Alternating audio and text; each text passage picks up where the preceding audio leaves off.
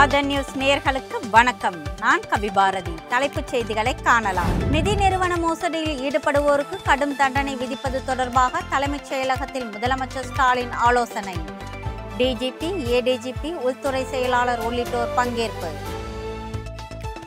பாமக தலைவர் பதவியிலிருந்து அன்புமணி நீக்கம்.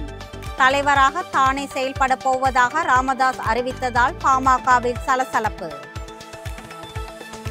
வரி உயர்வு, கட்டணங்கள், விலைவாசி உயர்வால் விசைத்தறி தொழில் பாதிப்பு. தொழிலாளர்கள் வாழ்வாதாரத்தை பாதுகாக்க போர்க்கால நடவடிக்கை எடுக்க வேண்டும் என எதிர்க்கட்சித் தலைவர் எடப்பாடி பழனிசாமி வலியுறுத்தல். மத்திய உள்துறை அமைச்சர் அமித்ஷா இன்று சென்னை வருகை.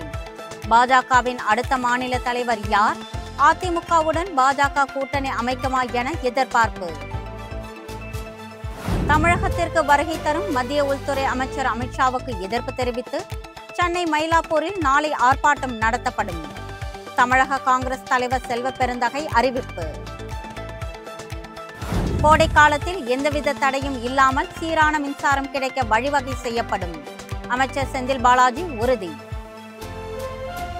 டாக்டர் அம்பேத்கர் பிறந்த நாளை முன்னிட்டு சமத்துவம் காப்போம் என்ற தலைப்பில் பல்வேறு ஓவியம், கட்டுரை உள்ளிட்ட போட்டிகள் நடத்தப்படும்.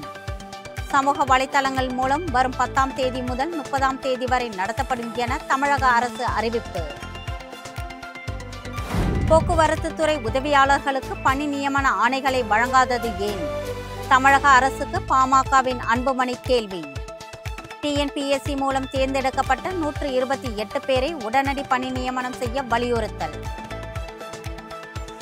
நடிகர் அஜித்தின் குட் பேட் அக்லி திரைப்படம் நாகர்கோவில் திரையரங்குகளில் வெளியீடு. அஜித்தின் கட் அவுட்டுக்கு பாலாபிஷேகம் செய்தும் பட்டாசு வெடித்தும் ரசிகர்கள் உற்சாகம். சீனாவுக்கு விதிக்கப்படும் இறக்குமதி வரியை 125% உயர்த்துவதாக அமெரிக்க அதிபர் டிரம்ப் அறிவிப்பு. உச்சகட்டத்தில் இருக்கும் அமெரிக்கா, சீனா இடையேயான வர்த்தக போர். இத்துடன் ஆதன் தலைப்பு செய்திகள் நிறைவடைகின்றன. வணக்கம்.